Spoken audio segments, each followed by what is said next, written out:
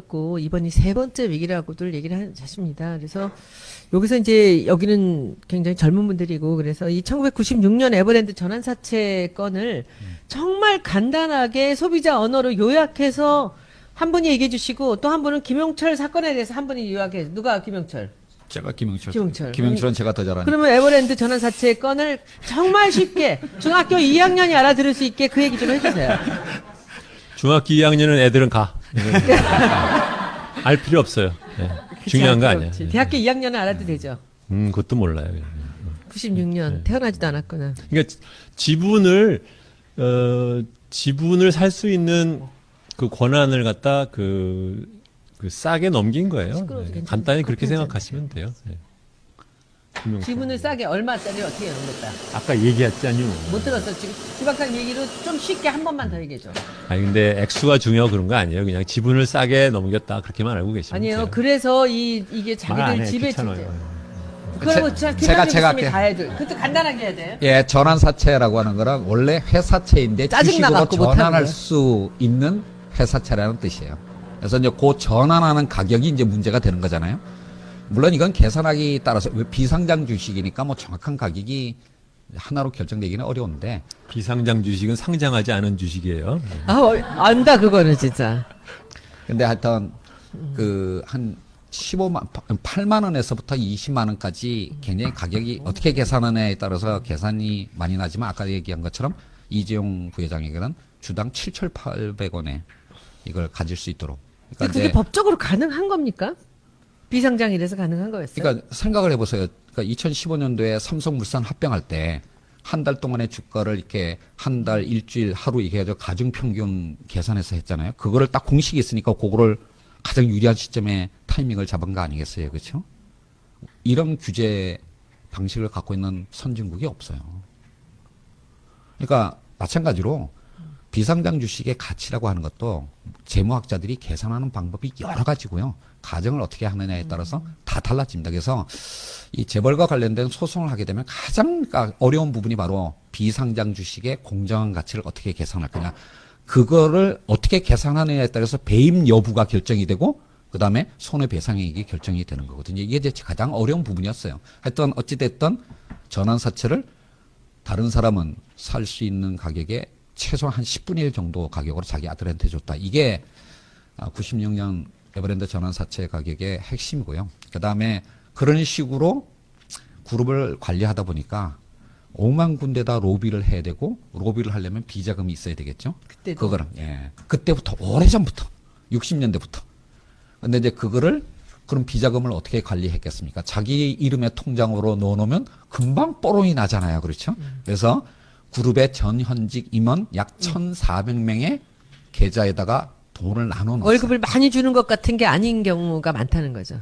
믿을 만한 사람들한테 월급으로 연봉으로 몇백억이다 하는 것 중에 그 반 이상은 다 비자금인 거죠. 근데 차명. 김영철 변호사가 이제 이 사건을 어떻게 양심 고백을 하냐면 그게 그러니까 자기 이름으로 된 계좌가 있어요. 내가 만들지 않았는데.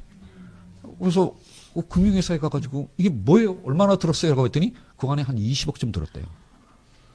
그러니까 이게 뭐냐? 이제 이렇게 하다가 이제 나중에 문제가 생기면서 그걸 들고 나와서 이렇게 흔드는 게 그게 이제 김영철 변호사의 양심 고백 사건의 이제 시발점이고요. 이제 이걸로 인해서 이제 특검 수사를 했는데 아까도 말씀드린 것처럼 에버랜드 건은 무죄, SDS 건은 유죄, 그다음에 그 비자금을 조성한 부분에 관한 그 조세 포탈. 요게 이제 이건희 회장의 혐의였고 요 부분에 관해서는 유죄 판결이 나오는데 역시 3년 징역에 5년 집행유예로 나왔고요. 그 다음에 딱 2년 후에 대통령이 원포인트 사면을 해준 게 그게 김영철 변호사 사건인데 김영철 변호사는 그 이후에 아무것도 못했어요. 우리나라에서 내부 골발자가 되는 것은 자기 스스로 형극의 길을 가는 겁니다. 그 변호사한테가 사건 맡길 정신 나간 대한민국 국민은 없겠죠. 그래서 지금은 김영철 변호사는 지금 광주 교육청의 감사관으로, 그러니까 이게 지자체에서 진보 교육감이 그래도 당선됐으니까 거기에서 일자리를 얻을 수 있었습니다. 그러면 이제 질문 중에 또 이런 게 있어요. 연관이 된 건데 삼성이 문제라는 얘기입니까? 삼성의 세습 체계가 문제라는 겁니까? 이런 질문을 하셨어요. 질문이 부정확해. 삼성이라고 말할 때요. 그러니까 여러분들이 막 섞어서 뒤섞어서 말을 해요. 그러니까는 삼성에는 제일 중요한 것은 그 지배주주 총수라고 말하고 우리나라 사람들이 흔히 오너라고 말하는 지배주주가 갖고 있는 지나친 권력의 이슈가 하나 있고, 그 다음에는 그 밑에 있는 그 사람이 지배를 하고 있는 기업이 우리나라에서 굉장히 큰 기업이기 때문에 갖고 있는 이슈. 이 두 가지는 별개예요. 그러니까 삼성이라고 말할 때 뭘 말하는지를 확실하게 생각하고 말을 해야지 덤벙덤벙 던진다고 해서 받으면 안 돼요. 그래서 질문이 다시 뭐였죠? 근데 일부 사람들의 생각은요, 그거는 이제 경제학자가 생각하는 거고, 우리가 생각하는 삼성이랑 삼성의 패밀리들이 말하는 그 세습이랑은 좀 다르다라고 볼 수 있어요. 삼성은 그들이 흔히들 말하는 브랜드 가치로서의 삼성을 얘기하는 거고요. 상품이나 이 제품들을 얘기하는 거고, 서비스나 뭐 이런 걸 하는 거고, 그 다음에는 이제 세습 체계는 삼성이 내부에서 자기들끼리 이제 탈세를 하면서라도 세습을 하려고 하는 그런 일련의 일들을 얘기하는 거니까, 일단은 이건 좀 이따 나중에 한번 보고요. 여기 이제 질문에 이런 얘기들이 있었죠. 이게 이제 지배주주와 가신의 역할, 경영권에 집착하는 이유, 세습하더라도 굳이 탈세하는 이유, 이런 얘기들이 아까 우리 나왔던 질문에 이제 계속 이게 연결이 되는데, 이렇게 그러면 이 선대 회장부터 계속 이렇게 왔다는 거 아니에요. 정부하고 정경 유착을 하면서 돈을 줘가면서 뭐 미쓰비시인지 미쓰인지 같이. 근데 그런 식으로 익숙해져서 지금까지 왔잖아요. 그러면 그 사람들이 만약에 그런 그 정경 유착이라든지 언론을 돈으로 사는 이런 그 행태를 빼고 나면 삼성에 힘이 없느냐는 얘기죠. 제가 말씀드릴게요. 상상하기 어려운 얘기긴 해요. 솔직히 그렇게 살아왔기 때문에. 근데 이 한국 어의 이 재벌이라는 단어는 이중의 의미를 갖고 있어요. 이렇게 이미 나왔지만 삼성그룹 하는 이제 기업 집단, 여러 개의 계열사가 그룹을 이루고 있는 그 기업 집단을 재벌이라고 부르기도 하고요. 그러니까 삼성그룹, 현대자동차그룹, 이게 첫 번째 의미고, 두 번째가 그 그룹을 지배하는 특정 가문, 그러니까 이건희 회장 일가, 정몽구 회장 일가, 이것도 우리는 재벌이라고 부르잖아요. 근데 이 두 가지 의미가 굉장히 다른 거예요. 근데 이거를 이제 우리나라 일반 국민들도 좀 정확하게 구분해서 쓰셔야 될 것 같아요. 이걸 구분 안 하면 예컨대 이재명 시장처럼 재벌 체제 해체, 이제 이걸 슬로건으로 들고 나왔잖아요, 요즘. 그러면 이게 이렇게 얘기하면 사실은 이재명 시장은 바로 그 총수 일가의 황제 경영 시스템을 무너뜨리자, 이 의미로 사용했는데 조중동과 같은 보수 언론에서는 그러면 그렇죠. 삼성그룹을 무너뜨리자는 얘기냐, 저런 철없는 과격한 뭐 이제 이렇게 나가는 거예요. 그러니까 이런 불필요한 오해를 없애려면 구분을 정확하게, 그러니까 기업 집단, 총수 일가, 이렇게 이제 하셔야 되겠고요. 사실 우리나라의 이 재벌 시스템은 우리나라에만 있는 건 아닙니다. 2차 세계대전 전에 일본에도 있었고 지금은 아세안 국가에도 다 있어요. 그러니까 특정 가문이 어떤 그룹을 이제 지배하는 형태인데요. 근데 이게 나라마다 조금씩 다른데 2차 세계대전 전에 일본의 재벌 자이바치 같은 경우는 일본 사람들하고 우리하고 뭐냐면 이 집안이라는 것에 대한 개념이 좀 달라요. 그래서 일본 재벌에서는 뭐냐면 자기의 직원들 중에 정말로 똑똑한 친구들을 이렇게 쫙 선별해서 그 친구를 다음 후계자로 뽑으면서 그 가문의 이름을 줘요. 그렇게 해서 능력 있는 후계를 이어가는 이런 방식으로 되는데, 우리나라의 재벌 총수 일가들은 유난히 혈연에 대한 집착이 강해요. 왜냐하면 물론 그게 한국 특유의 어떤 정서이기도 하지만 또 워낙 잘못된 게 많아요. 다른 쪽도 그래요. 그러니까 이제 뭐냐면 이게 혈연을 넘어서게 되면 언제든지 배신자가 나올 수 있는 그런 속에서 결국 이거를 지키기 위해서는 자기 아들한테 물려줘야 된다라고 하는 그게 너무나 강하고요. 이게 바로 총수일가의 최고의 관심거리이고, 그 다음에 미래전략실과 같은 비공식 참모 조직이 하는 가장 중요한 일이에요. 이제 그러다 보니까 이제 오만 불법 행위가 이러는 재벌한테 자기 총수한테 돼 있는 거지. 근데 여기 댓글 중에 굉장히 재밌는 댓글이 있었습니다. 주진영 씨 화났어요. 얼굴이 못마땅해요. 했는데 얘기하세요. 중요한 얘기 안 하고 엄한 데 갖고 이렇게 자꾸 산으로 끌고 가니까 제가 별로 근데 마음에 그게 안 질문이 들어서 계속 나오는 거예요. 서로 얘기들이 지금 말씀이 그 김상조 교수님 하신 그 얘기예요, 바로. 삼성과 이 삼성의 이 속속들 얘기니까 그거는 사람들이 이해를 하고 넘어가는 게 좋다고 생각합니다. 김상조 교수님 말씀 충분히 이해하겠고요. 왜 이렇게 말씀이 안 드시는지 다시 한번 마음에 안 드시는지 화나신 거. 본인 얘기 한 번 더. 자기 감정을 숨기질 못해. 아니 강조하세요, 그것도. 20년 전부터 이랬어요. 어렸을 때부터 그랬을 거예요. 그러니까 소위 말하면 이제 중요한 질문이 있어요. 중요한 질문이 있는데 자꾸 그냥 뭐라 그러나 중구난방으로 던지는 질문 응대하다 보면 시간 다 가요. 예. 이런 문제는 굉장히 복잡한 문제이기 때문에 횡설수설로 끝나지 않도록 하는 게 굉장히 중요한 거예요. 그래서 중요한 이제 말씀하시라고. 댓글은 좀 질문을 해야 돼요. 그리고 본인은 질문 이상한 거 해갖고 사람들 당황시키는 게 되게 많아요. 그러면서 남이 이러면 못 견디는 거야, 이거를.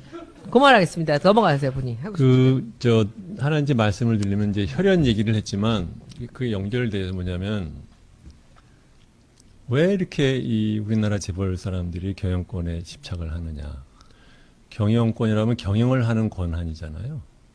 근데 사실은 이 사람들이 경영을 하는 권한에 집착하는 게 아니라 세습을 할 수 있는 거를 원하기 때문에 생기는 문제고, 그럼 이 사람 왜 이렇게 세습을 하기를 원하냐면은 방금 얘기한 거랑 비슷해요. 다른 사람이 하면은 도둑질을 해갈 거라고 생각하는 거죠. 우리나라 자체가 굉장히 저신뢰 사회고, 대표적인 케이스가 예를 하나 드릴게요. 대한전선 그룹이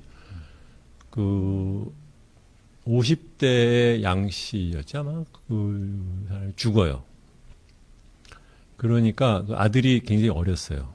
그러니까 그 전문 경영인이라고 그 밑에서 있던 이제 말해 삼성으로 치면 이제 이건희가 갑자기 죽어서 이제 이학수가 한 것처럼 그 사람한테 맡겨. 임모라는 사람이. 설 씨는 누구야? 아주 설 씨였다. 원래가 설 씨죠, 오래 지나게. 설 씨가 돌아가셔서 임 씨가 이제 애들이 어리니까 맡았는데 한 10년 사이에 홀랑 말아먹었어요. 그런데 그 말아먹은 게 사업을 잘못해서가 아니라 자기가 뒤로 열심히 빼돌렸어요. 양 씨가? 아니, 그 임 씨가? 근데 제가 그거를 그 당시에는 잘 몰랐는데, 그러니까 제가 어떻게 우연히 알게 됐냐면, 제가 아는 선배가 이제 그 삼성을 다니다가 그 그룹의 그룹 CFO로 갔어요. 그래가지고서는 이제 뭐 구조조정을 하고 뭐 하는 얘기를 이렇게 해. 그러면서 이제 사업 얘기를 하는데, 얘기를 이렇게 듣다 보니까 이상해. 왜냐면 10개를 했으면 10개 다 실패를 해요. 그 다음에 그 10개 하나같이 부동산이랑 관련이 돼. 그래서 듣다가, 형, 이거 이상한데?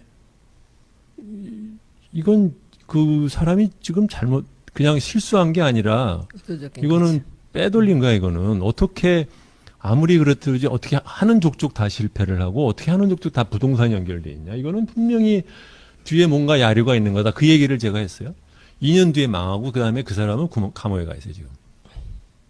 그러니까 뭐냐면 어떻게 보면 이것도 역시 우리나라가 자기가 만든 감옥에 해당되는 건데, 자기가 빼돌리기 좋게 시스템을 만들어 놓고 그걸 알기 때문에 내가 그거를 다른 사람한테 맡기면 그놈이 그렇게 빼먹을 거라고 생각해, 자기가 아니까. 도둑놈이 제일 도둑질하는 놈이 제일 알까.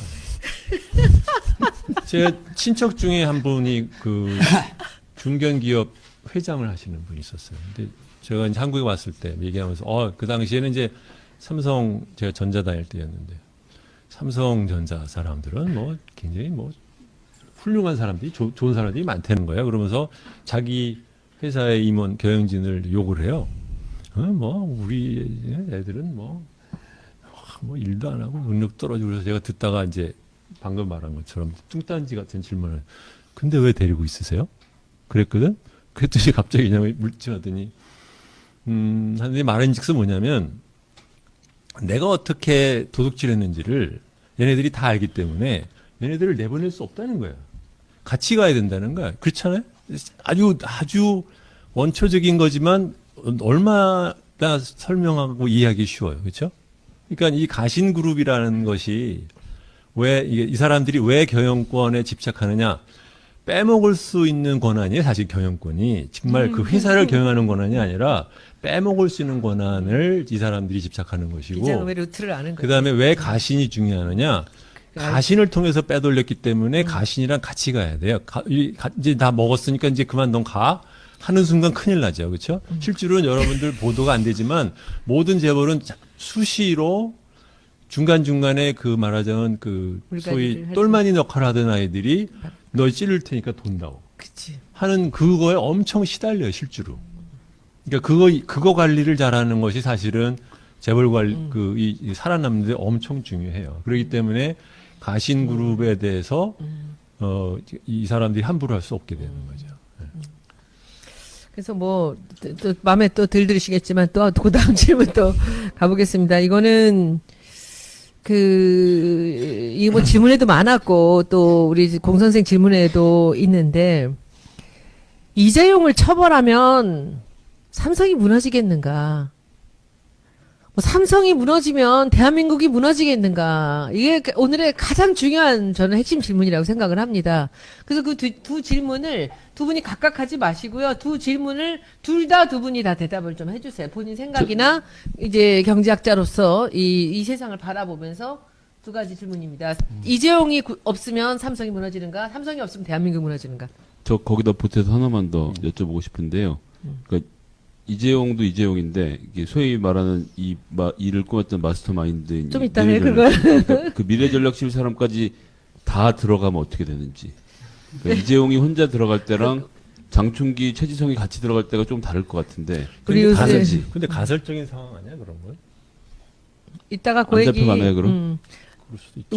우리 김성애 보좌가 지금 그쪽에 굉장히 좀 관심을 많이 꽂혀 갖고 있지. 네. 언론에도 많이 나오고 있는데 그거는 아마 오늘 이 순간에 이따가 그 김상조 교수님께서 충분하게 그 설명을 해주실 거라고 생각을 합니다. 일단은 삼성과 자, 이제 구체적으로 이재용. 이재용을 처벌하면 삼성이 망하나. 아까 그 김상조 선생이 잠깐 얘기했듯이, 이건희 씨가 한 역할이 그렇다고 해서 이제 없는 건 아니에요. 뭐냐면 이건희 씨가 했던 것은 어떻게 보면 자기 아버지가 물려준 그 삼성의 내부 경영하는 그 컬처, 그거를 유지를 한 것 플러스 최고 경영진을 선임을 하는 것을 자기가 항상 그 확인을 하고 했죠.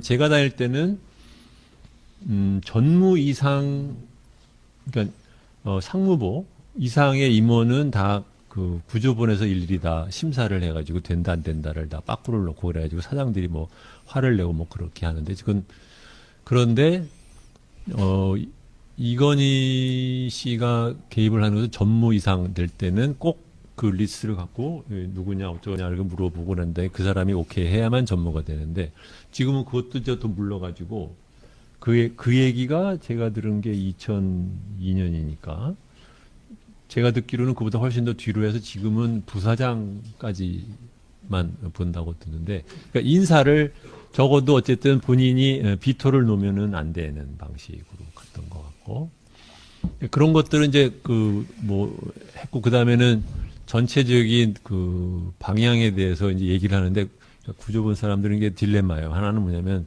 이 양반이 엄한 소리를 하면 이거를 하는 척 하지만 어떻게 하면은 안 할까 또 한참 생각하고 그렇지만 또 이 양반이 계속해서 얘기를 하면 또 그거를 위해서 또 뭐를 또 하죠. 예를 들면 이제 이런 거예요. 뭐 우수 인력을 데리고 와라.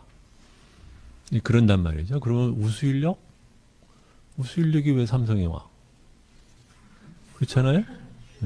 삼성은 밑에서 큰 사람들이 지들끼리 하는 문화인데 우수 인력이 중간에 올 리가 없잖아요. 그러면 이제 우수 인력 뭐 H급인가 뭐 그런 거를 만들어 가지고 리스트를 만들게 해요. 계열사마다.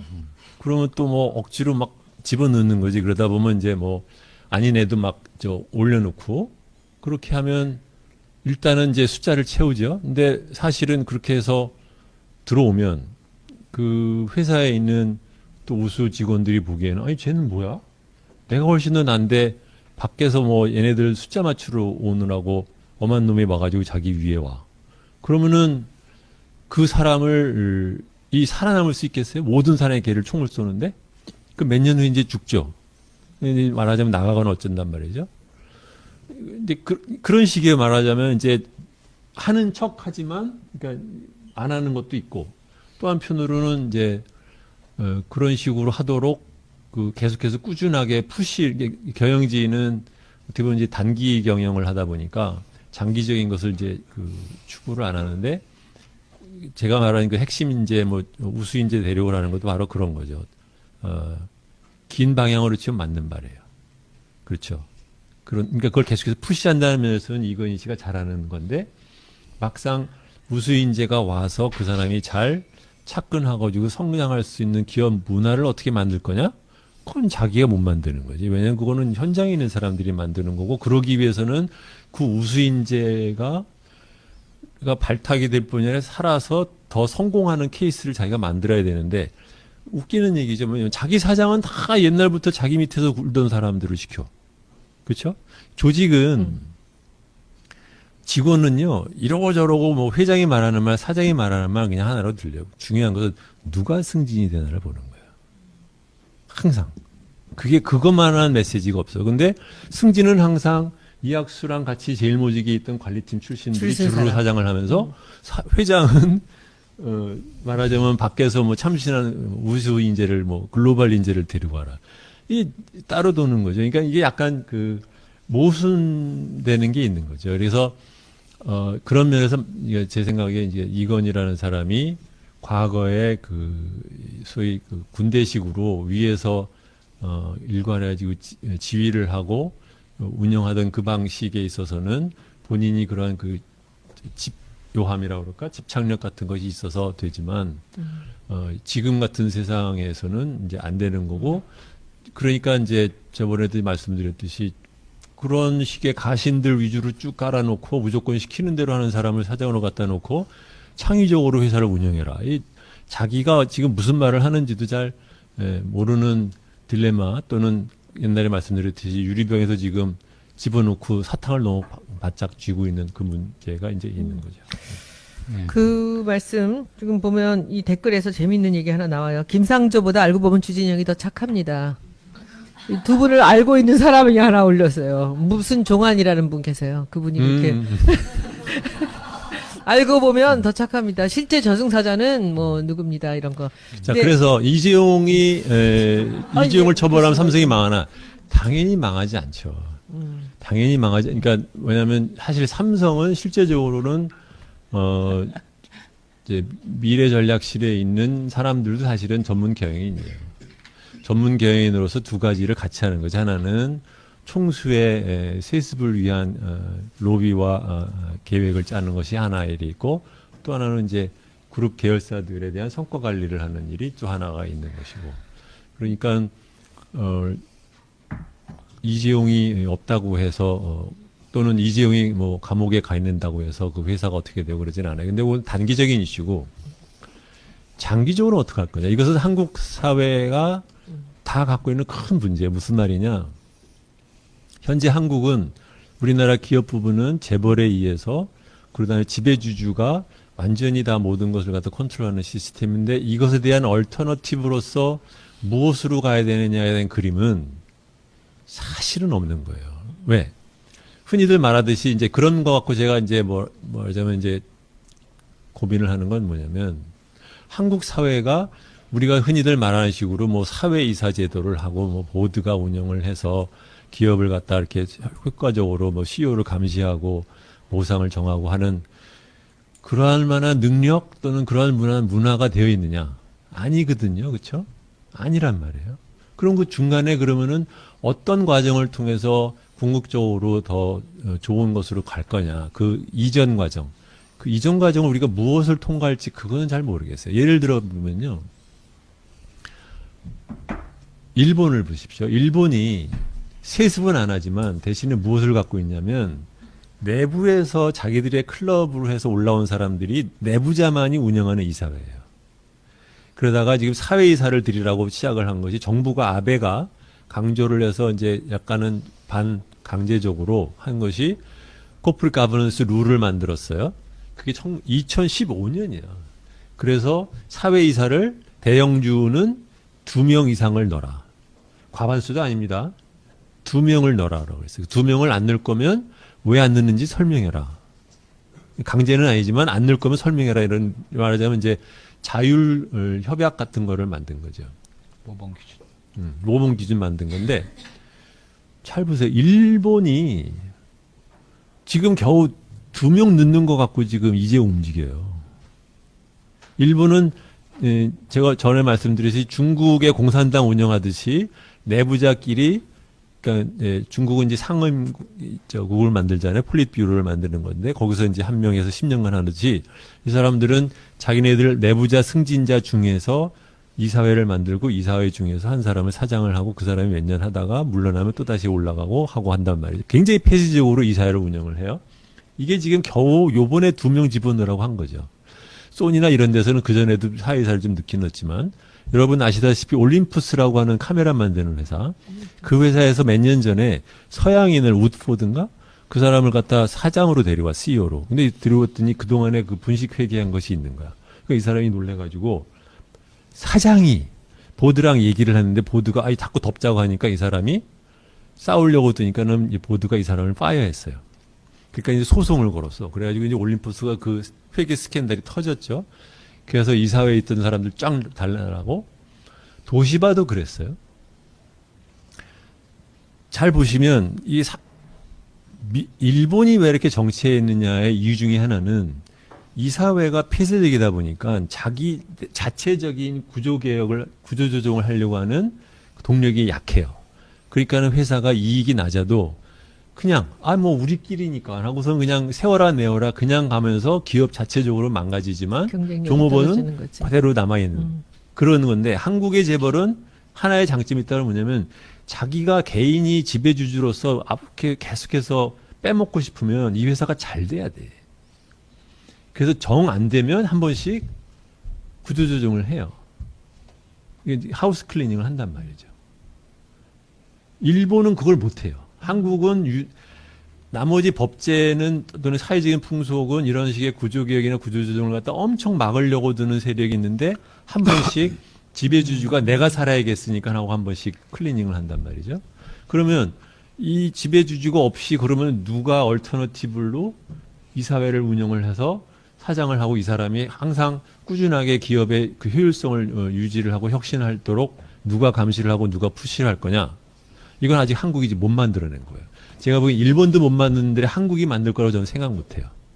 그래서 이재용이 없으면 삼성이 망하지는 않지만 장기적으로 우리나라가 지배주주에 의한 황제 경영에 대한 얼터너티브로 무엇을 만들어낼 거냐. 이건 완전히 아무도 모르는 질문이에요. 예. 사실 제가 그저께 모 그룹의 회장을 만났어요. 어떤 이슈가 있어서. 근데 이제 얘기를 주고받다가, 그 회장께서 그룹의 총수가 하는 일을 이렇게 설명을 하더라고요. 2가지가 있다. 첫 번째는, 진짜로 뭐냐면, 그 그룹이 한 10대 재벌 정도 하는 그룹이에요. 그런데, 이제는 그러니까 총수가 진짜 무슨 어디다 공장 짓고 이렇게 하는 거를 일일이 다 결정할 수가 없다. 그러니까 총수가 하는 가장 중요한 일은 전문 경영인의 도덕적 해이를 막는 거. 이제 아까 삼성그룹에서 이렇게 감사팀이 하는 일. 이제 이런 걸 잘 하는 게 첫 번째 업무고, 두 번째는 뭐냐면, 이제 뭔가 새로운 사업을 계속 찾아가야 되잖아요. 기업이 그냥 정체돼 있으면은 죽는 거니까. 그런 거 할 때 이제 뭐냐면 우리나라가 금융시장 특히 자본시장이 잘 발전돼 있지 않기 때문에 주로 이제 필요한 자원을 다른 계열사에서 이렇게 가져와요. 이게 이제 출자 형태이기도 하고 이제 이렇게 되는데 결국 그룹 전체의 어떤 자원을 쑥 섞어 가지고 이제 새로운 어떤 사업 쪽으로 이렇게 보내는 이제 이런 일을 하는 거죠. 이게 과거에는 정말로 성장의 중요한 동력이었어요. 지금 어떻게 보면 이제 각 계열사의 소액 주주의 권익을 이제 침해하는 일인데 문제는 옛날에는 재벌 총수가 이런 일을 비교적 잘 했다라고 할 수가 있어요. 그게 이제 한국 경제의 고도 성장의 중요한 원인이라고 할 수가 있는데 이제 지금은 뭐냐면 이 2가지 역할도 잘 할 수가 없는 세상이 된 거예요. 일단 이게 성공의 역설인데 성공했기 때문에 혼자 그 역할을 할 수 없는. 그렇죠. 이제 그러게 된 거고 그 다음에 지금 그 역할을 해야 된다라고 이제 그 자리에 올라갈 3세들이 사실은 너무 무능하고 이제 그런 상태인데요. 이제 이재용 문제 그러면 이제 이재용 부회장이 이런 일을 잘 할 수 있을까? 이재용이 그러면 없으면 어떻게 될까? 그런 문제인데요. 그러니까 제가 질문을 좀 바꿔볼게요. 요즘 외국인 투자자들이 특히 이제 홍콩이나 싱가포르에 있는 외국인 투자자들이 한국 시장을 뭐라고 부르냐면 한국 시장의 틴마켓이 됐다 이렇게 표현을 해요. TIP 이게 어려운 단어가 아니라 타일랜드, 인도네시아, 필리핀이라는 뜻이에요. 여러분들 자존심 상하죠. 그러니까 우리가 그래도 이제 아세안 국가보다는 모든 면에서 좀 앞서갔다. 적어도 아시아 이머징 마켓 중에서는 우리가 가장 앞서 있다. 이런 자부심을 갖고 왔는데 이번에 최순실 사태가 그 자존심을 여지없이 무너뜨리는 바람에 이 분노하고 있는 거 아니겠어요? 매주 토요일 날 광화문에 나가는. 그러니까 자존심이 무너진 거에 대한 분노예요. 근데 외국인들은 이미 꽤 오래전부터 한국 시장을 그렇게 보고 있었어요. 일단 볼륨, 규모의 측면에서는 중국에 이제 비교할 수도 없습니다. 그렇지. 그다음에 이제 한국의 옛날에 왜 다이내믹 코리아였잖아요, 그렇죠? 근데 그 다이내믹스 이제 한국이 요즘 다이내믹 코리아라고 부르는 사람이 어디 있어요? 그 다이내믹스 측면에서도 아세안 국가들이 우리보다 훨씬 더 활발합니다. 그러니까 이제 뭐냐면 외국인 투자자들이 저한테 이렇게 뭐예요? 우리가 너희 나라에다가 투자해야 될 이유를 좀 하나 설명해 봐라. 그럼 이제 뭐 좋은 기업이 있고 이제 이렇게 설명을 해야 되는데 좋은 기업 이제 몇 년 전부터 이제 땅콩 회항 뭐 보면서 뭐 10조 주고 땅 사고 뭐 온갖 별의별 일이 다 일어났잖아요. 그런 일들이 한 2년 정도 쭉 지고 난 다음에 정말로 이 외국인 투자자들이 한국에 대한 매력을 잃었어요. 그 결과가 어떻게 되냐면 그래도 한 몇 년 전까지만 하더라도 홍콩의 이 글로벌 인베스터의 한국 팀의 팀장은 시니어였어요. 그래도 아시아에서는 제일 중요한 시장이니까. 근데 요즘 놀라지 마십시오. 한국 팀의 팀장이 다 주니어로 바뀌었습니다. 이게 무슨 뜻이냐? 장기 전략적인 관점에서 투자를 하는 게 아니라 단기 뉴스에 따라서 샀다 팔았다 하는 시장으로 바뀌었다라는 거예요. 이게 지금 한국의 현 주소입니다. 자, 이런 상황에서 만약에 이재용 부회장이 구속되고 또 유죄 판결을 받는다. 단기적으로는 분명히 충격이 있습니다. 그거 부정할 수가 없어요. 그러니까 오너가 깜빵에 가든 전문 경영인이 깜빵에 가든 기업의 가치를 결정하는 가장 중요한 요소 중에 하나가 CEO 밸류예요. CEO가 어떤 사람인가? 그 CEO가 깜빵에 갔는데 기업이 멀쩡하다라고 하는 건 말이 안 되는 거예요. 솔직히 말하면. 하는 일이 없더라도. 근데 뭐 지금 이제 이재용 부회장 같은 경우에는 예를 들어 하만 인수와 같은 그런 어떤 대규모 M&A나 또는 지주회사 전환과 같은 그런 어떤 큰 전략적 의사결정 당연히 올스톱 됩니다. 사실 이미 올스톱 됐어요. 그러니까 그런 걸 못하는 게 기업의 장기적인 가치에서 분명히 부정적인 영향을 미칠 겁니다. 그러니까 코스트가 없다라고 얘기하는 건 그건 말이 안 되는 거고요. 코스트는 있지만 이 코스트를 치르면서 그러면 이재용 부회장과 삼성이 어떻게 변할 거냐. 과연 변화의 가능성이 있느냐. 교훈을 얻느냐라는 측면이 있는 거예요. 근데 지금처럼 또 애국심 마케팅을 펼치고 국민들이 또 거기에 속아 넘어가주면 외국인들은 영원히 한국 시장에 대한 관심을 잃을 겁니다. 아퍼도 그러니까 도려내야 이런 게 된다. 이거죠. 더 큰 코스트를 가져올 수 있다. 정말로 생각해 보세요. 삼성그룹 1년에 매출액이 300조고요. 그 300조의 80%를 해외 시장에서 이루는 기업이에요. 글로벌 기업입니다. 근데 그 글로벌 기업의 지배구조 문제를 국익, 애국심과 같은 우리만의 기준으로 바라본다는 것 자체가 넌센스예요. 이런 말을 하면 할수록 외국 기업들은, 그러니까 외국 투자자들은 한국 기업을 낮게 평가해요. 가장 최근에 가장 심각한 문제점 중에 하나가 뭐냐면 1월 1일 날 갑자기 박근혜 대통령이 기자들 불러다 놓고 뭐라고 해요? 왜 삼성물산에 대해서 내가 챙겨보라고 얘기했느냐? 우리의 소중한 기업을 외국의 투기자분들이 공격하기 때문에 내가 챙겨보라고 얘기했다.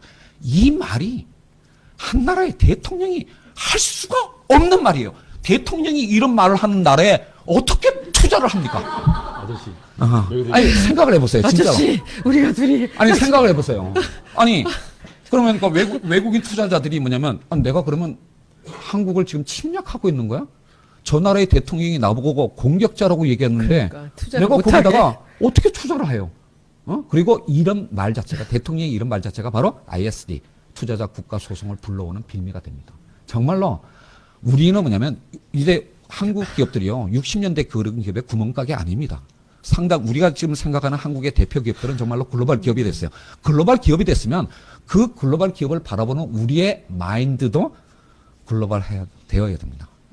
우리가 이제 더 이상 국익이나 애국심과 같은 그런 과거의 기준을 가지고 우리의 기업 문제를 바라보면 안 되는 거고요. 그게 바로 오히려 이재용 부회장과 삼성의 미래를 망치는 거다라는 겁니다. 아, 최고. 박수 한번 하고. 진짜 최고. 근데 아까 우리 종환 씨가 그렇게 주진영이 더 착하다라는 얘기 이렇게 흥분하니까 또 어떤 분은 저한테 댓글 보내셨어요. 김상조를 흥분시켜라. 이거군요. 예, 맞아요. 이게 지금 우리가 이거군요. 무슨 뭐 동물원 쇼하는 줄 알아? 아니에요. 그런 소리 하지 마세요. 그런 소리를 하셨어. 그리고 이제 여기서 이제 우리가 시간이 우리가 3시까지밖에 없어요. 김상조 교수님 오늘 벼랑간 모시는 바람에 그래서 여기서 이제 아까 우리 김성애 보자가 궁금해하는 것 이 얘기를 좀 한번 물어보면서 그 다음 단계로 들어가겠습니다. 그러니까 이학수도 이건희의 승계를 도왔잖아요. 그렇죠? 네. 그리고 최지성, 장충기도 이학수 때보다 더 본격적으로 이재용 부회장의 승계를 도왔잖아요. 근데 이학수 부회장이 옛날에 있을 때 그 상황이랑 지금 최지성, 장충기의 이 사람들의 포지션이나 이 사람들의 마인드 같은 것이 그때하고 지금하고 차이를 봤을 때 뭔가 더 조심성이 없고 좀 더 욕심이 많고 좀 더 그쪽으로 미래 전략 쪽, 미전실 쪽으로 더 힘이 많이 갔다라는 얘기냐고. 이 부분이 우리가 궁금한 거예요. 조심성이 없어서 이나마 들킨 건데 이학수는 이건희의 승계를 돕진 않았어요. 그 당시에 그 정도의 자리는 아니었고. 96년도는 그거는 아니에요? 아니죠. 근데 그게 이제 이재용의 이제 돈 물려주는 첫 단추를 이제 그 사람들이 껴서 이학수 씨의 위치가 공고하게 된 것이 바로 그거를 만들어낸 그러니까, 것. 그다음에 맞죠, 그 그러니까. IMF 위기 때 그 삼성그룹 전체적인 경영 효율성을 갖다 획기적으로 제고시킨 것. 이 두 가지가 이제 그 사람의 큰 공인인데 질문이 뭐였죠? 그러니까 이학수 이학수 대 체제와 이건희 최재성 체제의 차이가 하고 뭐냐. 이재용과 지금 최지성, 장충기하고의 무슨 차이가 이학수 있냐는 체제 거지? 때는 어쨌든 뒤에서 쳐다보는 아버지가 있었고 지금 어덤덤 아이가 지금 그러니까 말하자면 항공모함에 이제 앉혀 온 거예요. 그러니까 경영 능력이 있는 걸로 치면 40살이라고 없을 이유가 없어요. 예를 들면 G의 그 회장을 하게 된 지금 이멜트라는 사람 지금 뭐 10몇 년째 하는데 그 사람 처음 사장 됐을 때 그러니까 웰치의 자리를 물려받았을 때가 그 사람이 43살이었나 그래요. 그리고 그 사람이 이제 10몇 년 해가지고 10몇 년이 15년 정도 해서 지금 쉬운 한 5 정도 됐는데 대신에 그 사람은 젊을 때 이미 내부적인 경쟁을 통해서 능력을 보인 사람이죠. 이재용은 회사에서 그것도 독특한데 회사에 들어와가지고서 뭐라고 일이라도 좀 끼기 시작한 것이 2000년대 초반이에요. 99년, 98 그때인데 신기할 정도로 그가 뭘 하나 제대로 성공시켜 본 적이 없고 제대로 일을 해본 적이 없어요. 완전히 온실 속의 화초로 컸고 뭐 혹시 뭐 좀 잘 되면은 그 사람 덕이라고 해보려고 뭐 인터넷 비즈니스도 뭐 하는 데다가 지분도 줬지만 다 망가지니까 또 싹 또 넘기고 뭘 지금까지 뭘 하나 능력을 보인 적이 없는데 그 사람이 벌써 47이에요. 나이 49.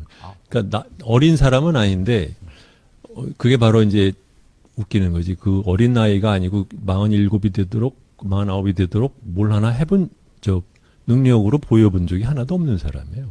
그러니까 왕조도 그렇잖아요. 제일 위험할 때가 바로 선왕이 죽고 그다음 될 때예요. 그렇죠? 두 가지인데 뭐 왕자들끼리 지들끼리 싸워서 그 중에서 하나 되거나 아니면은 이제 나라가 엎어지는 건데 그런 면에 삼성은 굉장히 위험한 거죠. 왜냐하면은 또 무슨 이건희가 무슨 자동차 하는 거 뭐냐고로 저지를지 모르는 그러니까 나도 뭐 할 줄 알아라는 생각을 보여줘야 되니까 조급하게 말도 안 되는 거를 하고 그거를 또 막으려고 하는 가신이가 싸우다가 아이씨 내 말 자꾸 안 들으니까 너 나가라고 써서 기껏 그동안에 키워왔던 경영자들을 다 내보내고 또 엄한 또 자기 또 사람하고 굉장히 위험한 거죠. 그러니까 그것이 자기만 망하면 모르는데 이제 같이 껴서 이제 나라까지 망해먹을 거 아니냐라는 걱정을 하는 것인데 그래서 그 둘이 다르죠. 굉장히 지금 이학수는 어쨌든 경영을 하는데 이건희보다 뒤에 온 사람이고 둘이 팀이 잘 맞아가지고 여기까지 끌어온 것이고 지금은 어쨌든 최종 결정권을 갖고 있는 이재용이 얼마만한 능력이 되느냐 그다음에 그 사람과 기존에 있는 팀과 어떻게 또 잘 또 그 일을 매니지할 거냐 이것은 한국 경제가 갖고 있는 굉장히 큰 불확실성 중 하나. 아까 말씀 중에 제가 하나 좀 질문 다시 한번 하고 넘어갔으면 좋겠는데 그 이학수 이건희일 때는 아버지가 계셨군요 뒤에 조정을 좀 해주신 거죠. 그렇죠. 근데 지금은 사실은 아버지가 없잖아요. 그렇죠. 이래서 일어나는 일일 수도 있겠네요. 그게 바로 네. 그렇습니다. 이거 작년에 삼성 물산 합병을 보면서 굉장히 황당했던 것이 저게 소탐 대실이에요. 아주 전형적인 소탐 대실이거든요. 왜냐하면 당장은 뭐 얼렁뚱땅해서 되는 것처럼 보이지만 뭐 저게 두고두고 문제가 안 일어날 수가 없는 거거든요. 언젠가는 정권이 바뀌면 어떨까요? 예를 들면 그렇죠? 박근혜 때는 어떻게 할지 몰라. 그런데 그 다음 정권이 들어와서 만약에 이런 문제에 대해서 비교적 적대적인 정권이 들어서 한번 치마라는 표현을 쓰다가 이제 또 욕 먹을까 들춰보겠다는 맘먹는 순간 우수수 무너지는 거예요. 그렇게 너무 노골적으로 한 거거든. 생각해 우리끼리 아니 그거 좀 한 1조 그냥 세금도 안 내고 받은 것 중에 좀 쓰면 지배주주 비율 좀 낮추면 뭐 어떻다고 저거를 저렇게 할까? 왜 그러느냐? 우리 생각에는 뭐였냐? 그 밑에 놈들이 수석인 거죠. 그걸로 먹고 또 한 번 자기가 또 살고 싶은 거지. 나 이거 잘했죠. 그게 장충기라는 거죠. 장충기랑 김종중이 그죠. 김종중하고 둘이. 이 다른 거예요. 근데 이거를 이제 우리나라 일반 국민들도 좀 정확하게 구분해서 쓰셔야 될 것 같아요. 이걸 구분 안 하면 예컨대 이재명 시장처럼 재벌 체제 해체 이제 이걸 슬로건으로 들고 나왔잖아요, 요즘. 그러면 이게 이렇게 얘기하면 사실은 이재명 시장은 바로 그 총수 일가의 황제 경영 시스템을 무너뜨리자 이 의미로 사용했는데 조중동과 같은 보수 언론에서는 그러면 그렇죠. 삼성그룹을 무너뜨리자는 얘기냐 저런 철없는 과격한 뭐 이제 이렇게 나가는 거예요. 그러니까 이런 불필요한 오해를 없애려면 구분을 정확하게 그러니까 기업 집단 총수 일가 이렇게 이제 하셔야 되겠고요. 사실 우리나라의 이 재벌 시스템은 우리나라에만 있는 건 아닙니다. 2차 세계대전 전에 일본에도 있었고 지금은 아세안 국가에도 다 있어요. 그러니까 특정 가문이 어떤 그룹을 이제 지배하는 형태인데요. 근데 이게 나라마다 조금씩 다른데 2차 세계대전 전에 일본의 재벌 자이바치 같은 경우는 일본 사람들하고 우리하고 뭐냐면 이 집안이라는 것에 대한 개념이 좀 달라요. 그래서 일본 재벌에서는 뭐냐면 자기의 직원들 중에 정말로 똑똑한 친구들을 이렇게 쫙 선별해서 그 친구를 다음 후계자로 뽑으면서 그 가문의 이름을 줘요. 그렇게 해서 능력 있는 후계를 이어가는 이런 방식으로 되는데 우리나라의 재벌 총수 일가들은 유난히 혈연에 대한 집착이 강해요. 왜냐하면 물론 그게 한국 특유의 어떤 정서이기도 하지만 다른 또 쪽도 그래요. 워낙 잘못된 게 많아요. 다른 쪽도 그래요.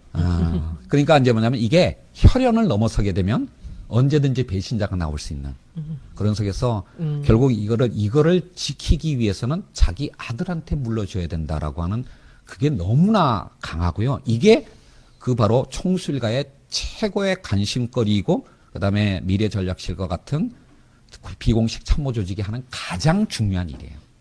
이제 그러다 보니까 이제 오만 불법 행위가 이러는 재벌한테 자기 총수한테 돼 있는 거지. 근데 여기 댓글 중에 굉장히 재밌는 댓글이 있었습니다. 주진영 씨 화났어요. 얼굴이 못마땅해요. 했는데 얘기하세요. 중요한 얘기 안 하고 엄한 데 갖고 이렇게 자꾸 산으로 끌고 가니까 제가 별로 근데 마음에 그게 안 질문이 들어서 계속 나오는 거예요. 서로 얘기들이 지금 말씀이 그 김상조 교수님 하신 그 얘기예요, 바로. 삼성과 이 삼성의 이 속속들 얘기니까 그거는 사람들이 이해를 하고 넘어가는 게 좋다고 생각합니다. 김상조 교수님 말씀 충분히 이해하겠고요. 왜 이렇게 말씀이 안 드시는지 다시 한번 마음에 안 드시는지 화나신 거. 본인 얘기 한 번 더 하고. 자기 감정을 숨기지는 못해요. 아니, 강조하세요, 그것도. 20년 전부터 이랬어요. 어렸을 때부터 그랬을 거예요. 그러니까 소위 말하면 이제 중요한 질문이 있어요. 중요한 질문이 있는데 자꾸 그냥 뭐라 그러나 중구난방으로 던지는 질문 응대하다 보면 시간 다 가요. 이런 문제는 굉장히 복잡한 문제이기 때문에 횡설수설로 끝나지 않도록 하는 게 굉장히 중요한 거예요. 그래서 중요한 근데 말씀하시라고. 댓글은 좀 질문을 해야 돼요. 그리고 본인은 질문 이상한 거 해갖고 사람들 당황시키는 데 되게 많아요. 그러면서 남이 이러면 못 견디는 거야, 이거를. 그만하겠습니다. 넘어가세요, 본인. 하고 싶으세요.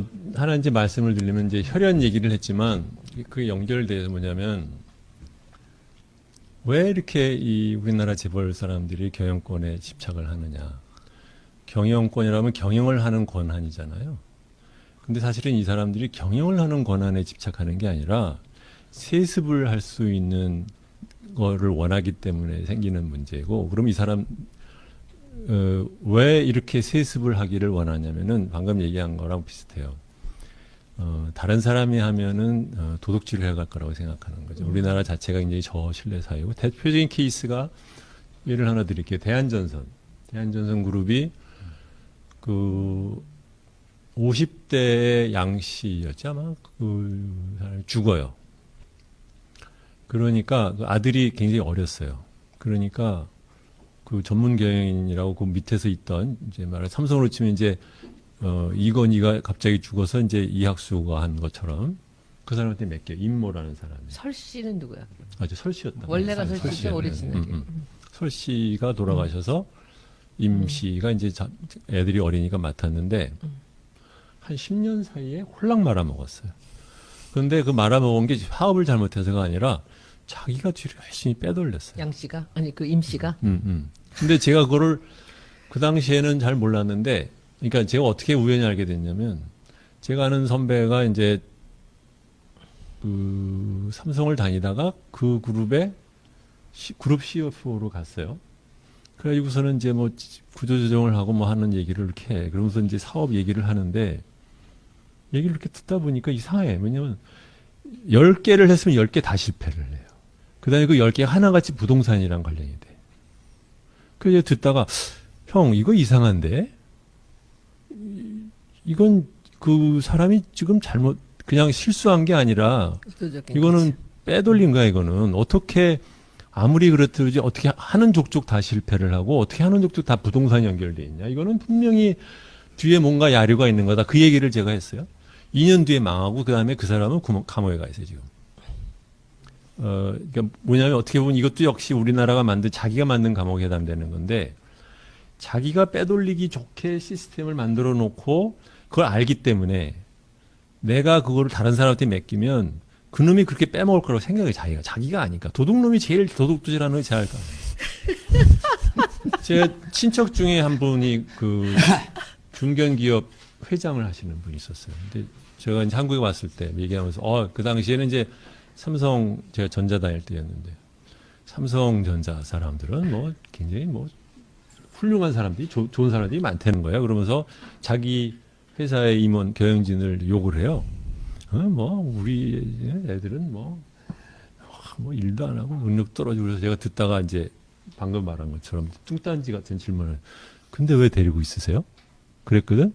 그랬더니 갑자기 그냥 물침하더니, 하는데 말인즉슨 뭐냐면, 내가 어떻게 도둑질했는지를 얘네들이 다 알기 때문에 얘네들을 내보낼 수 없다는 거야. 같이 가야 된다는 거야. 그렇잖아요? 아주 원초적인 거지만 얼마나 설명하고 이해하기 쉬워요. 그렇죠? 그러니까 이 가신그룹이라는 것이 이 사람들이 왜 경영권에 집착하느냐? 빼먹을 수 있는 권한이에요. 사실 경영권이. 정말 그 회사를 경영하는 권한이 아니라 빼먹을 수 있는 권한을 이 사람들이 집착하는 것이고, 비자금의 루트를 아는 거죠. 그 다음에 왜 가신이 중요하느냐? 가신을 통해서 빼돌렸기 때문에 가신이랑 같이 가야 돼요. 이제 다 먹었으니까 이제 그만 넌 가. 하는 순간 큰일 나죠. 그렇죠? 실제로는 여러분들 보도가 안 되지만 모든 재벌은 이제 미래전략실에 있는 사람들도 사실은 전문 경영인이에요. 전문 경영인으로서 두 가지를 같이 하는 거죠. 하나는 총수의 세습을 위한 로비와 계획을 짜는 것이 하나의 일이 있고, 또 하나는 이제 그룹 계열사들에 대한 성과 관리를 하는 일이 또 하나가 있는 것이고. 그러니까 이재용이 없다고 해서 또는 이재용이 뭐 감옥에 가 있는다고 해서 그 회사가 어떻게 되고 그러진 않아요. 근데 그건 단기적인 이슈고, 장기적으로 어떻게 할 거냐. 이것은 한국 사회가 다 갖고 있는 큰 문제예요. 무슨 말이냐. 현재 한국은 우리나라 기업 부분은 재벌에 의해서 그다음에 지배주주가 완전히 다 모든 것을 갖다 컨트롤하는 시스템인데 이것에 대한 얼터너티브로서 무엇으로 가야 되느냐에 대한 그림은 사실은 없는 거예요. 왜? 흔히들 말하듯이 이제 그런 거 갖고 제가 이제 말하자면 이제 고민을 하는 건 뭐냐면 한국 사회가 우리가 흔히들 말하는 식으로 뭐 사회이사 제도를 하고 뭐 보드가 운영을 해서 기업을 갖다 이렇게 효과적으로 뭐 CEO를 감시하고 보상을 정하고 하는 그러할 만한 능력 또는 그러할 문화가 되어 있느냐? 아니거든요. 그렇죠? 아니란 말이에요. 그럼 그 중간에 그러면은 어떤 과정을 통해서 궁극적으로 더 좋은 것으로 갈 거냐? 그 이전 과정. 그 이전 과정을 우리가 무엇을 통과할지 그거는 잘 모르겠어요. 예를 들어 보면요. 일본을 보십시오. 일본이 세습은 안 하지만 대신에 무엇을 갖고 있냐면 내부에서 자기들의 클럽으로 해서 올라온 사람들이 내부자만이 운영하는 이사회예요. 그러다가 지금 사회이사를 드리라고 시작을 한 것이 정부가 아베가 강조를 해서 이제 약간은 반강제적으로 한 것이 코프리 가버넌스 룰을 만들었어요. 그게 2015년이야. 그래서 사회이사를 대형주는 2명 이상을 넣어라. 과반수도 아닙니다. 2명을 넣으라고 그랬어요. 2명을 안 넣을 거면 왜 안 넣는지 설명해라. 강제는 아니지만 안 넣을 거면 설명해라. 이런 말하자면 이제 자율 협약 같은 거를 만든 거죠. 모범 기준. 모범 기준 만든 건데 잘 보세요. 일본이 지금 겨우 2명 넣는 거 갖고 지금 이제 움직여요. 일본은 제가 전에 말씀드렸듯이 중국의 공산당 운영하듯이 내부자끼리 그러니까 중국은 이제 상임국을 만들잖아요. 폴리트뷰로를 만드는 건데 거기서 이제 한 명에서 10년간 하듯이 이 사람들은 자기네들 내부자 승진자 중에서 이사회를 만들고 이사회 중에서 한 사람을 사장을 하고 그 사람이 몇 년 하다가 물러나면 또 다시 올라가고 하고 한단 말이죠. 굉장히 폐쇄적으로 이사회를 운영을 해요. 이게 지금 겨우 요번에 2명 집어넣으라고 한 거죠. 소니나 이런 데서는 그전에도 사회이사를 좀 넣긴 넣었지만 여러분 아시다시피 올림푸스라고 하는 카메라 만드는 회사 그 회사에서 몇 년 전에 서양인을 우드포드인가 그 사람을 갖다 사장으로 데려와 CEO로. 근데 들어왔더니 그동안에 그 분식 회계한 것이 있는 거야. 그러니까 이 사람이 놀래가지고 사장이 보드랑 얘기를 하는데 보드가 아이 자꾸 덮자고 하니까 이 사람이 싸우려고 드니까는 이 보드가 이 사람을 파이어했어요. 그러니까 이제 소송을 걸었어. 그래가지고 이제 올림푸스가 그 회계 스캔들이 터졌죠. 그래서 이사회에 있던 사람들 쫙 달라나고 도시바도 그랬어요. 잘 보시면 일본이 왜 이렇게 정치에 있느냐의 이유 중에 하나는 이사회가 폐쇄적이다 보니까 자기 자체적인 구조조정을 하려고 하는 동력이 약해요. 그러니까는 회사가 이익이 낮아도 그냥 뭐 우리끼리니까 하고서 그냥 세워라 내어라 그냥 가면서 기업 자체적으로 망가지지만 종업원은 그대로 남아있는 그런 건데 한국의 재벌은 하나의 장점이 있다는 뭐냐면 자기가 개인이 지배주주로서 앞에 계속해서 빼먹고 싶으면 이 회사가 잘 돼야 돼. 그래서 정 안 되면 한 번씩 구조조정을 해요. 하우스 클리닝을 한단 말이죠. 일본은 그걸 못해요. 한국은 나머지 법제는 또는 사회적인 풍속은 이런 식의 구조개혁이나 구조조정을 갖다 엄청 막으려고 드는 세력이 있는데 한 번씩 지배주주가 내가 살아야겠으니까 하고 한 번씩 클리닝을 한단 말이죠. 그러면 이 지배주주가 없이 그러면 누가 얼터너티브로 이 사회를 운영을 해서 사장을 하고 이 사람이 항상 꾸준하게 기업의 그 효율성을 유지를 하고 혁신하도록 누가 감시를 하고 누가 푸시를 할 거냐. 이건 아직 한국이 못 만들어낸 거예요. 제가 보기엔 일본도 못 만드는데 한국이 만들 거라고 저는 생각 못 해요. 그래서 이재용이 없으면 삼성이 망하지는 않지만 장기적으로 우리나라가 지배주주에 의한 황제 경영에 대한 얼터너티브로 무엇을 만들어낼 거냐. 이건 완전히 아무도 모르는 질문이에요. 예. 사실 제가 그저께 모 그룹의 회장을 만났어요. 어떤 이슈가 있어서. 근데 이제 얘기를 주고받다가, 그 회장께서 그룹의 총수가 하는 일을 이렇게 설명을 하더라고요. 2가지가 있다. 첫 번째는, 진짜로 뭐냐면, 그 그룹이 한 10대 재벌 정도 하는 그룹이에요. 그런데 이제는 뭐, 그러니까 총수가 진짜 무슨 어디다 공장 짓고 뭐 이렇게 하는 거를 일일이 다 결정할 수가 없다. 그러니까 총수가 하는 가장 중요한 일은 전문 경영인의 도덕적 해이를 막는 거. 이제 그 아까 삼성그룹에서 이렇게 감사팀이 하는 일, 이제 이런 걸 잘 하는 게 첫 번째 업무고, 두 번째는 뭐냐면 이제 뭔가 새로운 사업을 계속 찾아가야 되잖아요. 기업이 그냥 정체돼 있으면은 죽는 거니까. 그런 거 할 때 이제 뭐냐면 우리나라가 금융시장, 특히 자본시장이 잘 발전돼 있지 않기 때문에 주로 이제 필요한 자원을 다른 계열사에서 이렇게 가져와요. 이게 이제 출자 형태이기도 하고 뭐 이제 이렇게 되는데, 결국 그룹 전체의 어떤 자원을 쑥 섞어 가지고 이제 새로운 어떤 사업 쪽으로 이렇게 보내는 이제 이런 일을 하는 거죠. 이게 과거에는 정말로 성장의 중요한 동력이었어요. 지금 와게 보면 이제 각 계열사의 소액 주주의 권익을 이제 침해하는 일인데, 문제는 옛날에는 뭐 재벌 총수가 이런 일을 비교적 잘 했다라고 할 수가 있어요. 그게 이제 한국 경제의 고도 성장의 중요한 원인이라고 할 수가 있는데, 이제 지금은 뭐냐면 이 두 가지 역할도 잘 할 수가 없는 세상이 된 거예요. 일단 이게 성공의 역설인데, 성공했기 때문에 혼자 그 역할을 할 수 없는. 그렇죠. 이제 그러게 된 거고, 그 다음에 지금 그 역할을 해야 된다라고 이제 그 자리에 올라갈 3세들이 사실은 너무 무능하고. 이제 그런 상태인데요. 이제 이재용 문제, 그러면 이제 이재용 부회장이 이런 일을 잘 할 수 있을까? 이재용이 그러면 없으면 어떻게 될까? 그런 문제인데요. 그러니까 제가 질문을 좀 바꿔볼게요. 요즘 외국인 투자자들이 특히 이제 홍콩이나 싱가포르에 있는 외국인 수시로 중간중간에 그 말하자면 그 소위 물갈이를 똘마니 역할을 하던 아이들이 너 찌를 테니까 돈다고 그치. 하는 그거에 엄청 시달려요, 실제로. 그러니까 그거 관리를 잘하는 것이 사실은 재벌 관리, 이 살아남는 데 엄청 중요해요. 그렇기 때문에 가신그룹에 대해서, 이 사람들이 함부로 할 수 없게 되는 거죠. 네. 그래서 뭐, 또 마음에 또 들으시겠지만 또 그 다음 질문 또 가보겠습니다. 이거는 이 뭐 질문에도 많았고 또 우리 공선생 질문에도 있는데, 이재용을 처벌하면 삼성이 무너지겠는가? 뭐 삼성이 무너지면 대한민국이 무너지겠는가? 이게 오늘의 가장 중요한 저는 핵심 질문이라고 생각을 합니다. 그래서 그 두 질문을 두 분이 각각 하지 마시고요. 두 질문을 두 분이 다 대답을 좀 해주세요. 본인 생각이나 이제 경제학자로서 이 세상을 바라보면서 두 가지 질문입니다. 이재용이 없으면 삼성이 무너지는가? 삼성이 없으면 대한민국이 무너지는가? 저 거기다 보태서 하나만 더 여쭤보고 싶은데요. 그러니까 이재용도 이재용인데 이게 소위 말하는 일을 꾸몄던 마스터마인드 좀 이따 해 그걸. 그러니까 그 미래전략실 사람까지 다 들어가면 어떻게 되는지. 그러니까 이재용이 혼자 들어갈 때랑 장충기, 최지성이 같이 들어갈 때가 좀 다를 것 같은데. 우리 요새 다르지. 근데 가설적인 상황 아니야, 그런 건? 이따가 그 안 얘기. 잡혀가나요, 그럼?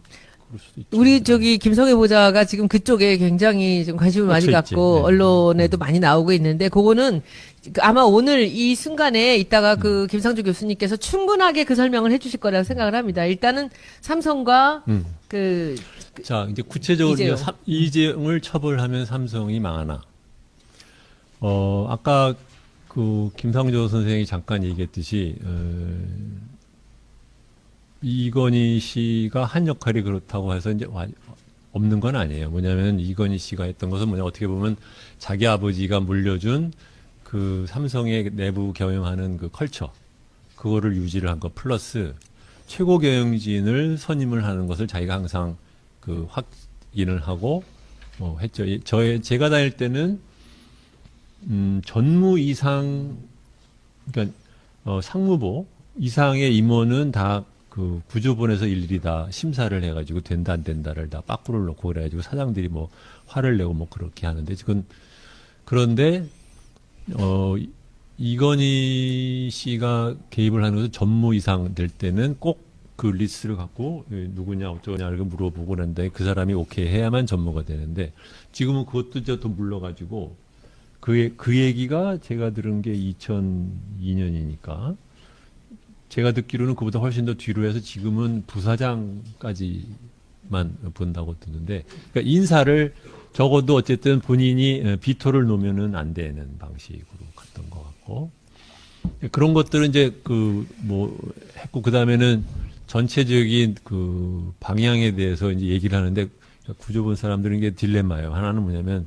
이 양반이 엄한 소리를 하면 이거를 하는 척 하지만 어떻게 하면은 안 할까 또 한참 생각하고 그렇지만 또 이 양반이 계속해서 얘기를 하면 또 그거를 위해서 또 뭐를 또 하죠. 예를 들면 이제 이런 거예요. 뭐 우수 인력을 데리고 와라.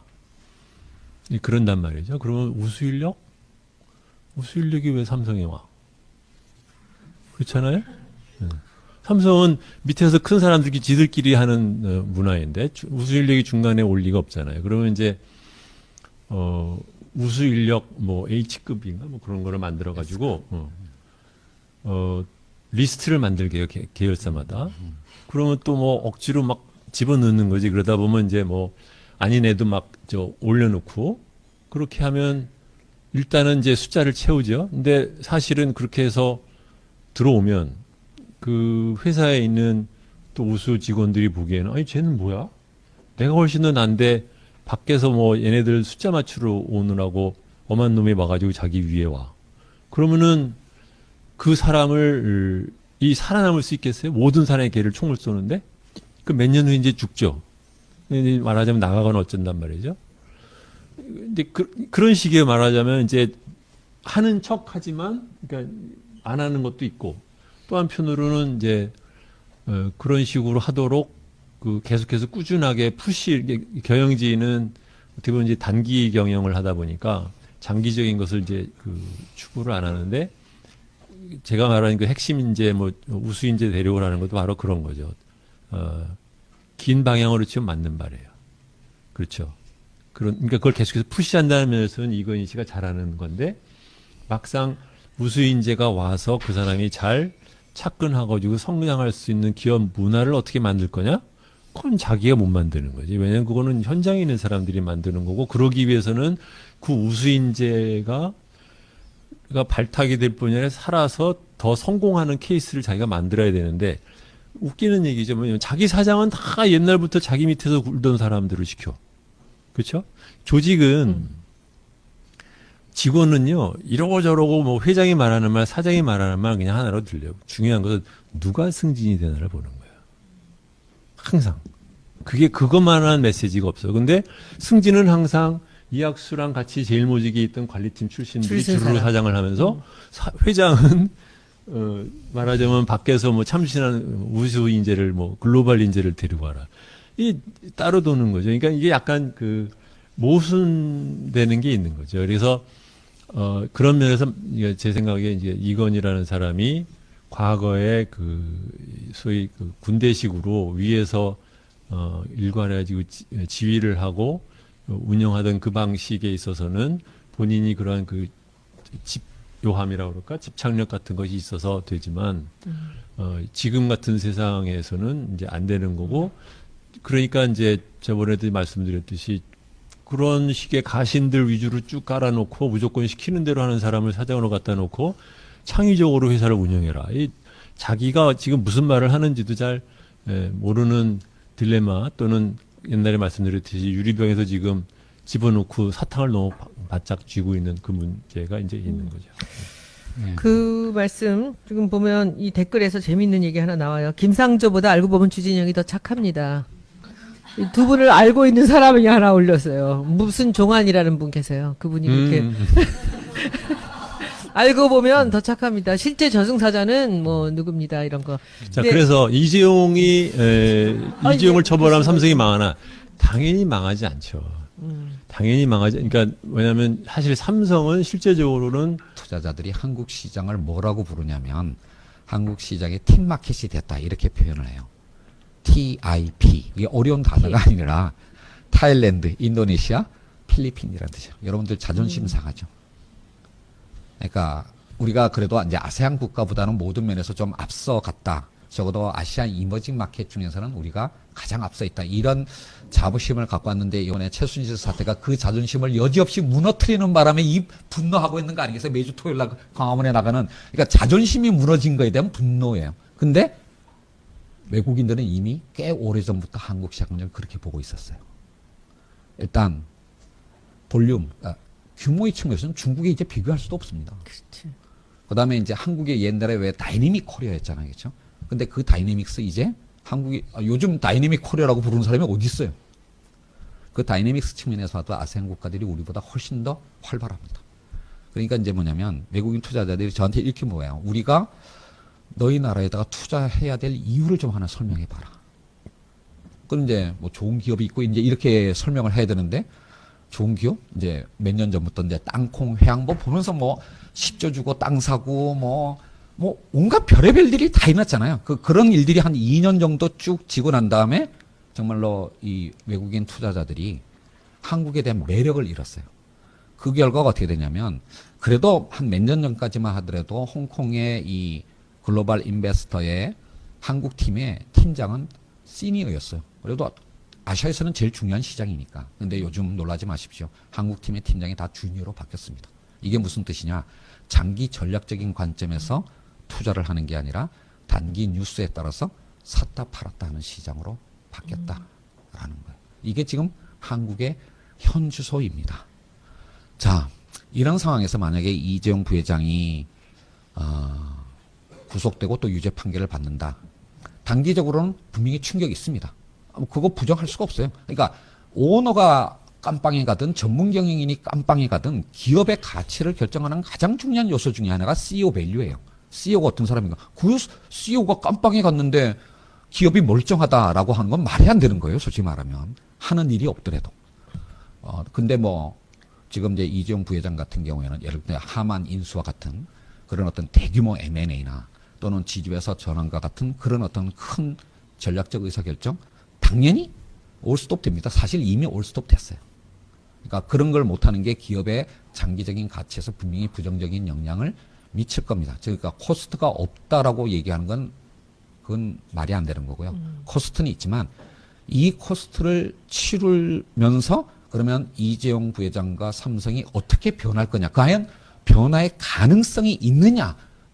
교훈을 얻느냐라는 측면이 있는 거예요. 근데 지금처럼 또 애국심 마케팅을 펼치고 국민들이 또 거기에 속아 넘어가주면 외국인들은 영원히 한국 시장에 대한 관심을 잃을 겁니다. 아퍼도 그러니까 도려내야 이런 게 된다. 이거죠. 더 큰 코스트를 가져올 수 있다. 정말로 생각해 보세요. 삼성그룹 1년에 매출액이 300조고요. 그 300조의 80%를 해외 시장에서 이루는 기업이에요. 글로벌 기업입니다. 근데 그 글로벌 기업의 지배구조 문제를 국익, 애국심과 같은 우리만의 기준으로 바라본다는 것 자체가 넌센스예요. 이런 말을 하면 할수록 외국 기업들은, 그러니까 외국 투자자들은 한국 기업을 낮게 평가해요. 가장 최근에 가장 심각한 문제점 중에 하나가 뭐냐면 1월 1일 날 갑자기 박근혜 대통령이 기자들 불러다 놓고 뭐라고 해요? 왜 삼성물산에 대해서 내가 챙겨보라고 얘기했느냐? 우리의 소중한 기업을 외국의 투기자분들이 공격하기 때문에 내가 챙겨보라고 얘기했다. 이 말이 한 나라의 대통령이 할 수가 없는 말이에요. 대통령이 이런 말을 하는 나라에 어떻게 투자를 합니까? 아저씨. 아니 생각을 해보세요. 진짜로. 아저씨, 우리가 둘이 아니 생각을 해보세요. 아니 그러면 그러니까 외국인 투자자들이 뭐냐면 내가 그러면 한국을 지금 침략하고 있는 거야? 저 나라의 대통령이 나보고 공격자라고 얘기했는데 그러니까, 투자를 내가 못하게. 거기다가 어떻게 투자를 해요? 그리고 이런 말 자체가 대통령의 이런 말 자체가 바로 ISD 투자자 국가 소송을 불러오는 빌미가 됩니다. 정말로 우리는 뭐냐면 이제 한국 기업들이요 60년대 그런 기업의 구멍가게 아닙니다. 상당 우리가 지금 생각하는 한국의 대표 기업들은 정말로 글로벌 기업이 됐어요. 글로벌 기업이 됐으면 그 글로벌 기업을 바라보는 우리의 마인드도 글로벌 되어야 됩니다. 우리가 이제 더 이상 국익이나 애국심 같은 그런 과거의 기준을 가지고 우리의 기업 문제를 바라보면 안 되는 거고요. 그게 바로 오히려 이재용 부회장과 삼성의 미래를 망치는 거다라는 겁니다. 아, 최고. 박수 한번 하고. 진짜 최고. 근데 아까 우리 종환 씨가 그렇게 주진영이 더 착하다라는 얘기 이렇게 흥분하니까 또 어떤 분은 저한테 댓글 보내셨어요. 김상조를 흥분시켜라. 이거군요. 예, 맞아요. 이게 지금 이거군요. 우리가 무슨 뭐 동물원 쇼하는 줄 알아? 아니에요. 그런 소리 하지 마세요. 그런 소리를 하셨어. 그리고 이제 여기서 이제 우리가 시간이 우리가 3시까지밖에 네. 없어요. 네. 김상조 교수님 오늘 벼랑간 모시는 바람에 그래서 여기서 이제 아까 우리 김성애 보자가 궁금해하는 것 이 얘기를 좀 한번 물어보면서 그 다음 단계로 들어가겠습니다. 그러니까 이학수도 이건희의 승계를 도왔잖아요. 그렇죠? 네. 그리고 최지성 장충기도 이학수 때보다 더 본격적으로 이재용 부회장의 승계를 도왔잖아요. 근데 이학수 부회장이 옛날에 있을 때 그 상황이랑 지금 최지성 장충기의 이 사람들의 포지션이나 이 사람들의 마인드 같은 것이 그때하고 지금하고 차이를 봤을 때 뭔가 더 조심성이 없고 좀 더 욕심이 많고 좀 더 그쪽으로 미래 전략 쪽, 미전실 쪽으로 더 힘이 많이 갔다란 얘기냐고. 이 부분이 우리가 아니, 궁금한 거예요. 조심성이 없어서 이나마 들킨 건데 이학수는 이건희의 승계를 돕진 않았어요. 그 당시에 그 정도의 자리는 아니었고. 96년도는 그거는 아니에요? 아니죠. 그건 근데 그게 이제 이재용의 이제 돈 물려주는 첫 단추를 이제 그 사람들이 껴서 이학수 씨의 위치가 공고하게 된 것이 바로 그거를 만들어낸 그러니까, 것. 그다음에 맞죠, 그 그러니까. IMF 위기 때 그 삼성그룹 전체적인 경영 효율성을 갖다 획기적으로 제고시킨 것. 이 두 가지가 이제 그 사람의 큰 공인데 질문이 뭐였죠? 그러니까 이학수 이학수 대 체제와 이건희 최재성 체제의 차이가 하고 뭐냐. 이재용과 지금 최지성 장충기하고의 무슨 차이가 이학수 있냐는 체제 거지? 때는 어쨌든 뒤에서 쳐다보는 아버지가 있었고 지금 어덤덤아이가 지금 그러니까 말하자면 항공모함에 이제 앉혀온 거예요. 그러니까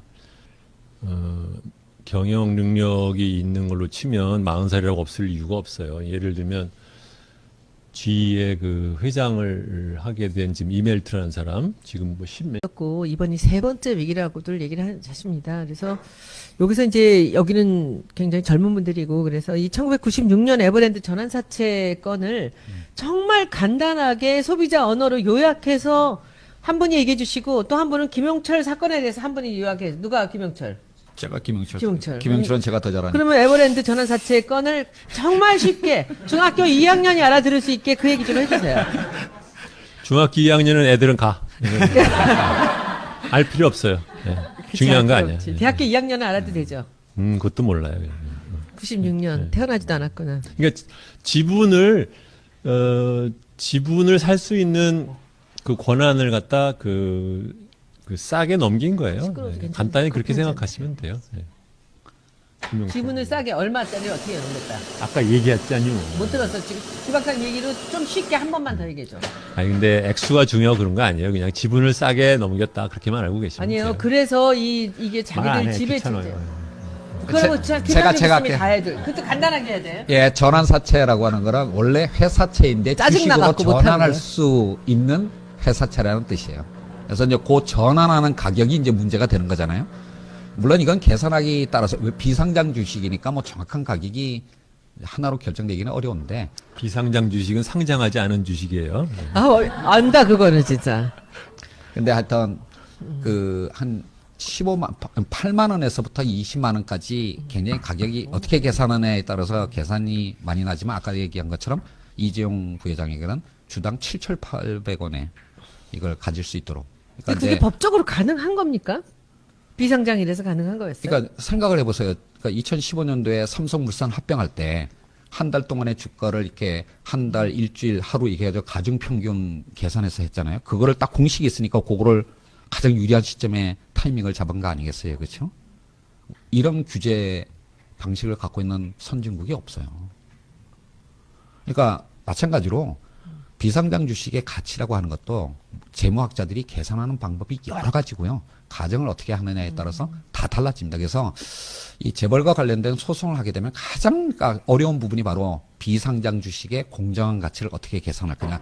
그거를 어떻게 계산하느냐에 따라서 배임 여부가 결정이 되고 그다음에 손해배상액이 결정이 되는 거거든요. 이게 이제 가장 어려운 부분이었어요. 하여튼 어찌됐든 전환사채를 다른 사람은 살 수 있는 가격에 최소한 한 10분의 1 정도 가격으로 자기 아들한테 줬다. 이게 96년 에버랜드 전환사채 가격의 핵심이고요. 그다음에 그런 식으로 그룹을 관리하다 보니까 5만 군데다 로비를 해야 되고 로비를 하려면 비자금이 있어야 되겠죠. 그때도. 그거랑 그때부터 오래전부터 60년대부터.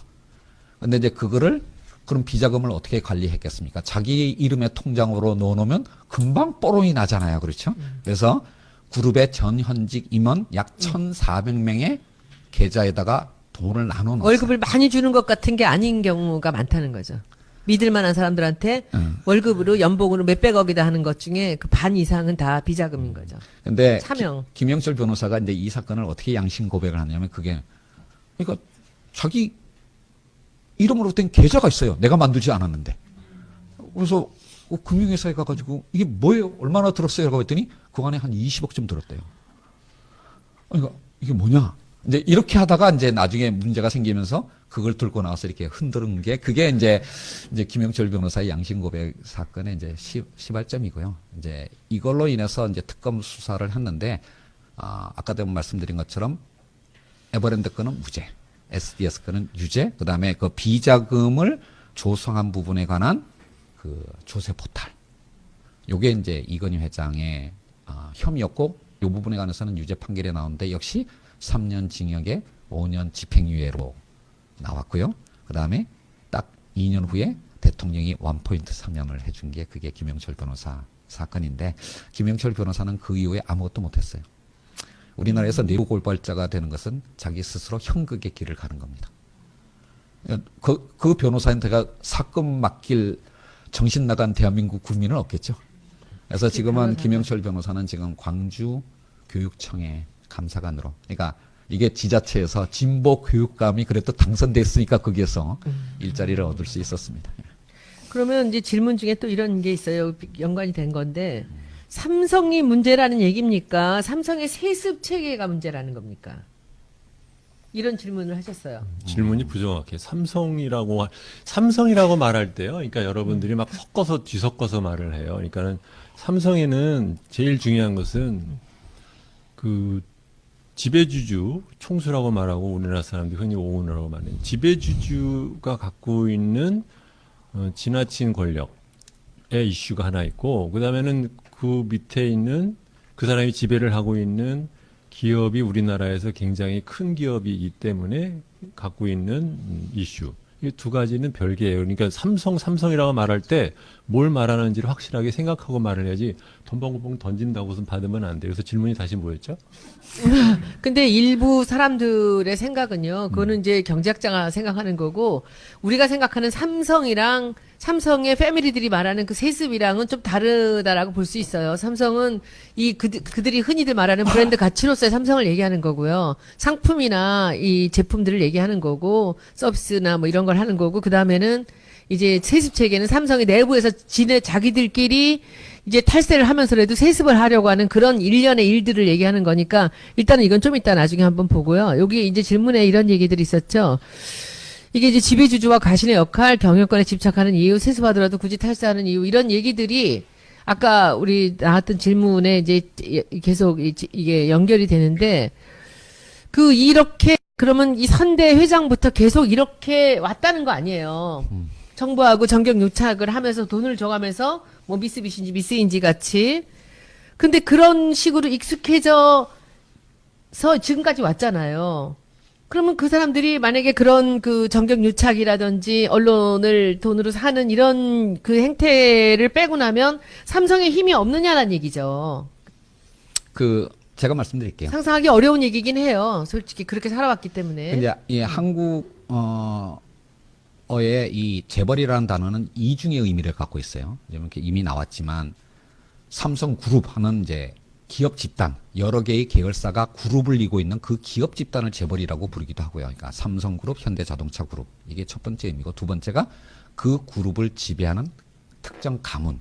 그러니까 이건희 회장 일가, 정몽구 회장 일가. 이것도 우리는 재벌이라고 부르잖아요. 근데 이 두 가지 의미가 굉장히